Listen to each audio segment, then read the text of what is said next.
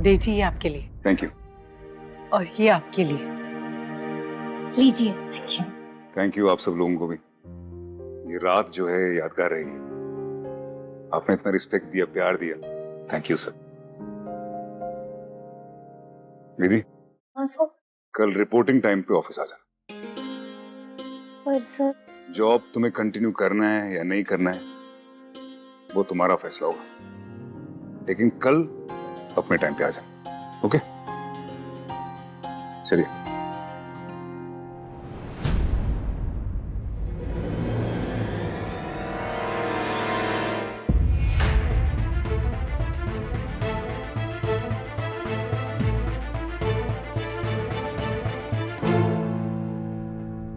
Ma'am नहीं, वो हाँ मिसेस रायचंद। सॉरी मिसेस देव रायचंद। परफेक्ट।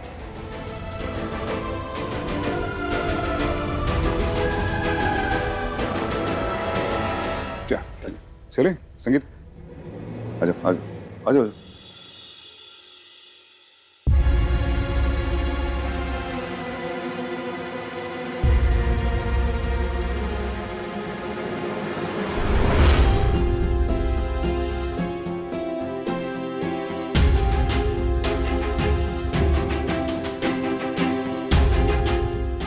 आप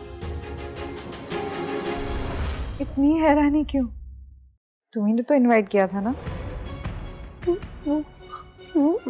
मैंने आपको मिसेस देव रायचंद समझ के इनवाइट किया था। तो आप क्या चाहती हो? चली जाओ यहाँ से। विधि, ये कौन? माँ वो ये देव सर की रिलेटिव है। अच्छा अच्छा, जी नमस्ते। नमस्ते। आपका बहुत बहुत स्वागत है। मैं आपके लिए प्रसाद लेकर आती हूँ। थैंक्स। बेटा इनको कुछ खान पान के लिए पूछो। हाँ माँ। आए। आप हमारी मेहमान हैं, आपका स्वागत है। लेकिन मैम, मैं आपसे एक सवाल पूछना चाहती हूँ। मैम, मेरी बेवकूफ़ी समझ आती है। वो ऑफिस वालों ने भी, मतलब वो ऑफिस स्टाफ ने मेरी रैगिंग की, मुझे वो भी समझ आता है। लेकिन मैम, आपने मेरी गलतफहमी क्यों दूर नहीं की? आपने मुझे क्यों नहीं कहा कि मैं जो समझ रही हूँ वो गलत है? मैम, नाम तो आपका जुड़ रहा था ना देव सर के साथ, और आपने एक औरत होते हुए ये होने दिया? क्यों मैम? कितने साल की हो तुम? हाँ? मैं 21 साल की हूँ मैम।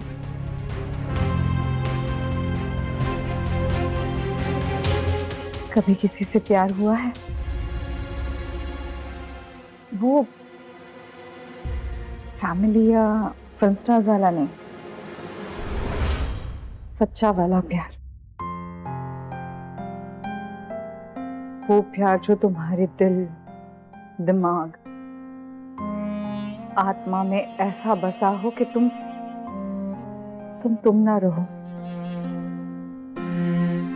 तुम्हारी सारी दुनिया जैसे उस एक इंसान में सिमट जाए। वो प्यार जब तुम्हारी खुशी, तुम्हारे गम, तुम्हारी हंसी, तुम्हारे आंसू, सब कुछ सिर्फ उस एक इंसान से जुड़ जाए। वो प्यार जिसके सामने चलकर अच्छा बुरा सही गलत कुछ मायने नहीं रखता। सब बेमानी हो जाए।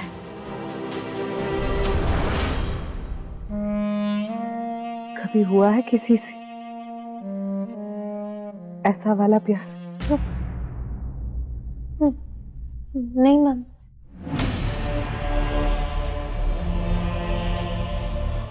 तो तुम नहीं समझोगी।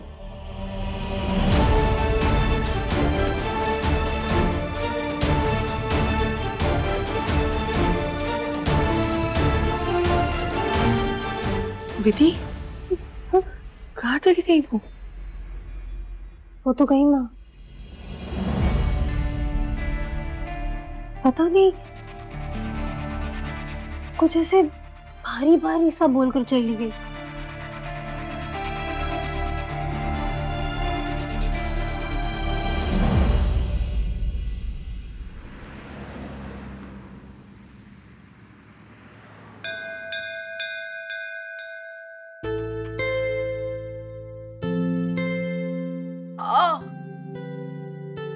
हाय ये बुढ़ापा, आज तो ये मेरी कमर तोड़ के रहेगा। कोई चॉकलेट खिला दे तो जान में जाना है।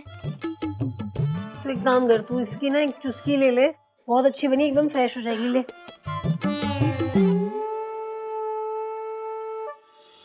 सबके लिए हलवा गरम करके लाई हूँ। देव जी के घर से आया हुआ स्पेशल हलवा।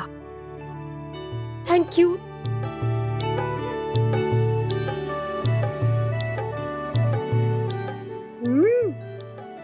पापा, ये तो सच में बहुत टेस्टी है। बहुत बढ़िया है।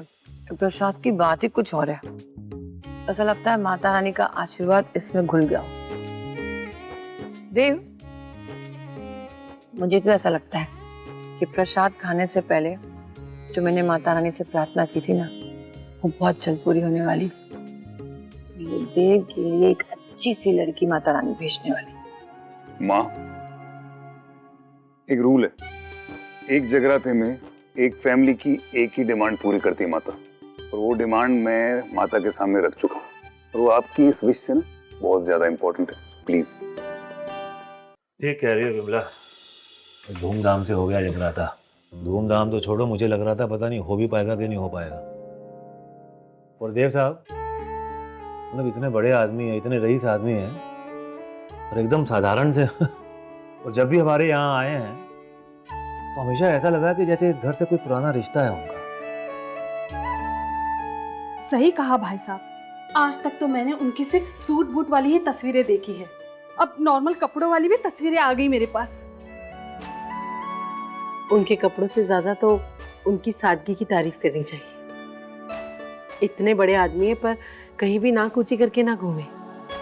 सबसे इतना प्रेम से, इतने स्नेह से बात कर रहे थे। एग्जैक्टली, इतनी बड़ी कंपनी के बॉस सीढ़ी पे चढ़े हुए पा गए। और ऐसी बात पे नाराज भी नहीं हुए, ना ही उलाना दिया।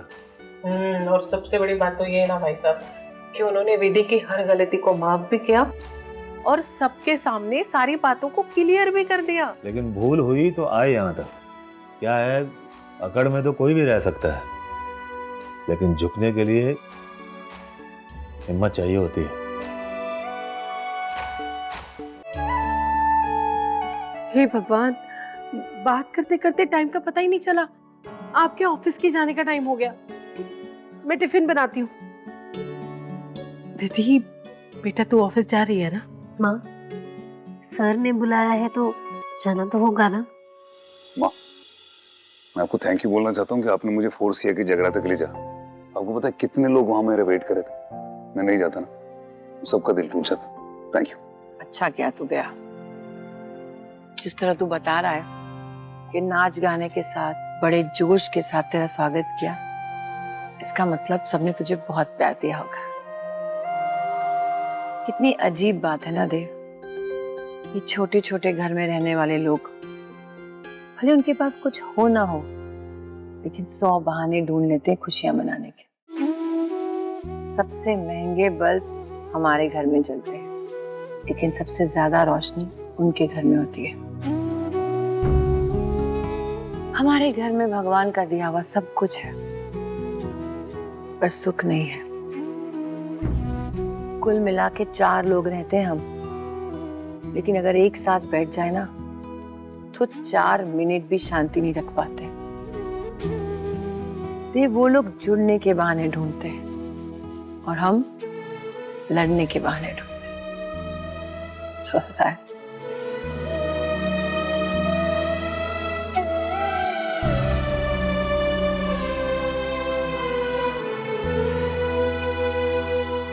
सब ठीक हो जाए, सब ठीक हो जाएगा। लाइफ है, प्रॉब्लम्स तो आएंगी ना। अमीरों को भी प्रॉब्लम्स आती है, गरीबों को भी प्रॉब्लम्स आती है। और सुख तो ऐसी चीज है जो ढूंढनी होती है, हम ढूंढ लेंगे यहीं पे, महंगे बल्ब्स के साथ भी। मेरा दिल कहता है ना, वक्त लगे शायद, सब ठीक हो जाए।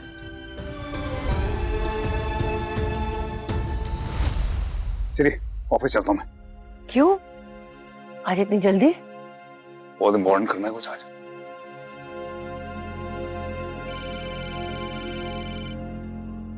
अम्मा जी? हेलो अम्मा जी, नमस्ते। नमस्ते। मैं आपसे मिलना चाहती हूँ, कब आऊँ? अरे आपका घर है, जब भी मन करे आ जाइए, पूछने की क्या बात है। थैंक्स, आप कितनी स्वीट है। ठीक है, मिलकर बात करते हैं, रखती हूँ।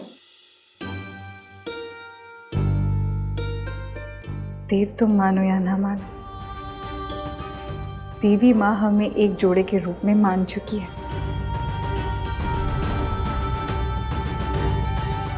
बस अब मेरा काम है कि देवी माँ की इस इच्छा को मैं जल्द से जल्द पूरा करूं।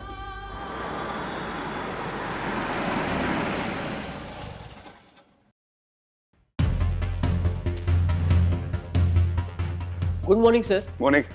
आप इतना जल्दी? हाँ वो थोड़ा काम था आज। सुनो, ये जितनी भी चेयर्स हैं ना यहाँ पे, सारी स्टोर रूम में रखवा दो। ओके सर लेकिन थोड़ी देर में पूरा स्टाफ आ जाएगा। राइट, उनके आने से पहले हटा दो सारी, ठीक है?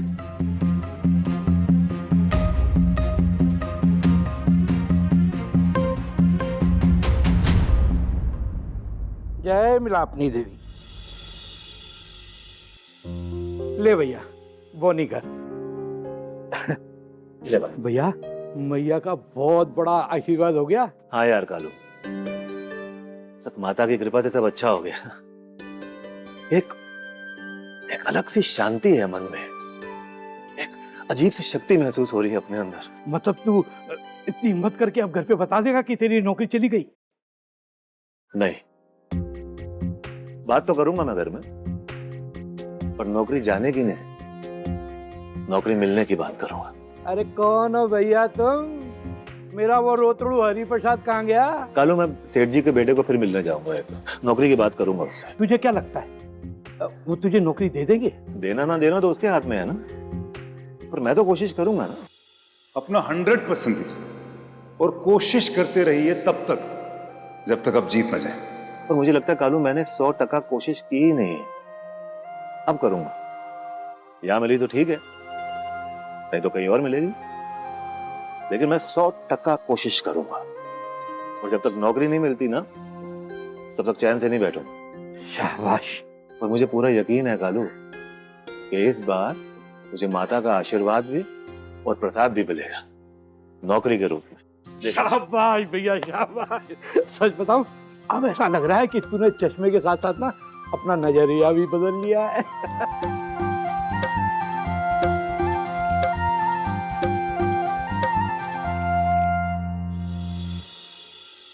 चेयर्स? किसी की भी चेयर्स नहीं? सब चेयर्स गायब हैं यार। सुबह सुबह चेयर्स कहाँ गई? चेयर्स कहाँ गई? भक्ति भैया, चेयर्स कहाँ गायब है सबकी? Good morning, what's happening guys? क्या हो रहा है सब भाई? पता नहीं सर, सारे स्टाफ के चेयर्स गायब हैं। चेयर्स? संगीता, चेयर्स कहाँ गए? मैम देव सर के ऑर्डर्स हैं कि स्टाफ के सारे चेयर्स को हटा दिया जाए। व्हाट? और मैं उनके ऑर्डर्स को फॉलो कर रही हूँ बस। What nonsense. देव वैसे ऑर्डर्स क्यों? और एक तो देव इतने सुबह सुबह ऑफिस आएगा क्यों?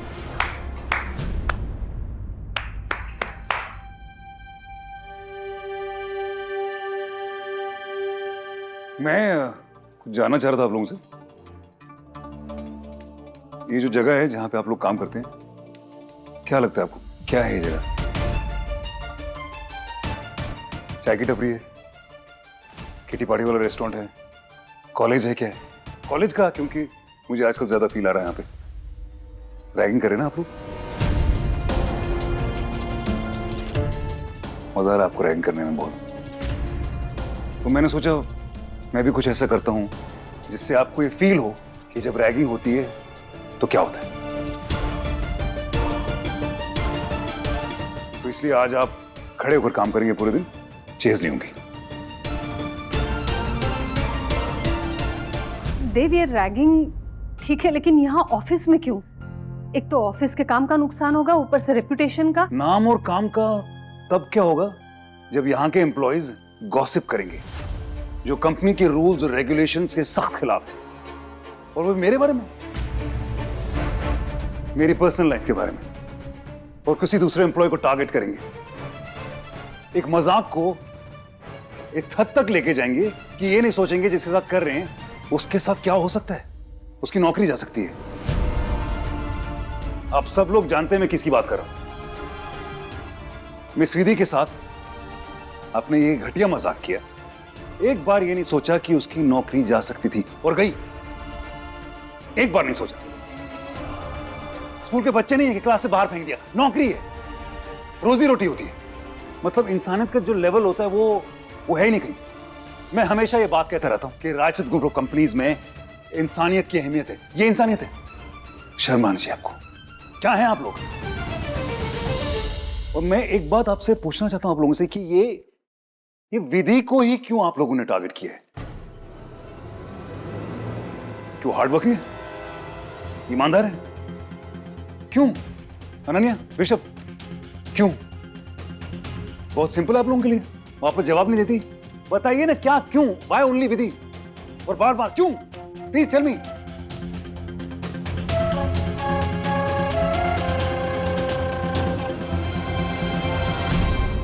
मिस विधि। Yes sir.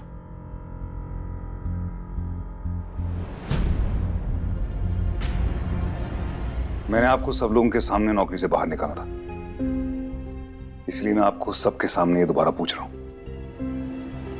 क्या आप ये जॉब वापस ज्वाइन करना चाहेंगे?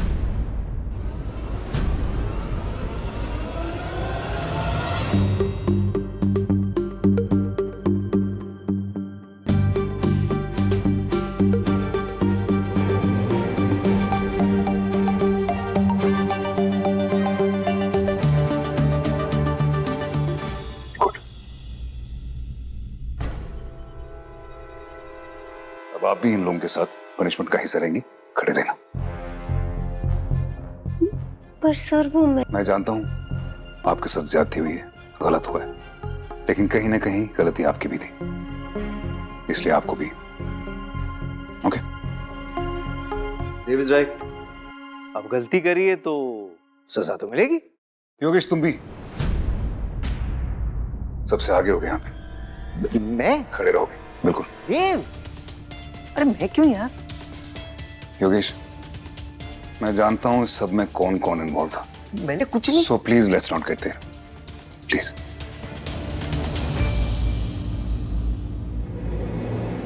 आप सब लोगों के लिए मेरी तरफ से ये लास्ट वार्निंग होगी, अगर आप लोग ईमानदारी से, खुशी से यहाँ पे एक प्रोफेशनल एनवायरनमेंट नहीं बना सकते, एक अच्छा माहौल नहीं बना सकते, तो ये जगह आपके लिए नहीं है, आप यहाँ से जा सकते हैं, क्योंकि मैं टॉलरेट नहीं करूंगा।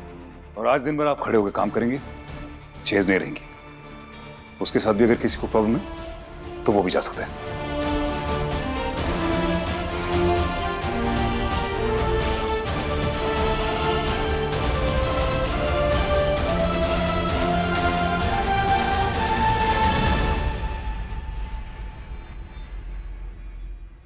विधि, ये तुमने किया ना हमारी चुगली, मिल गई शांति?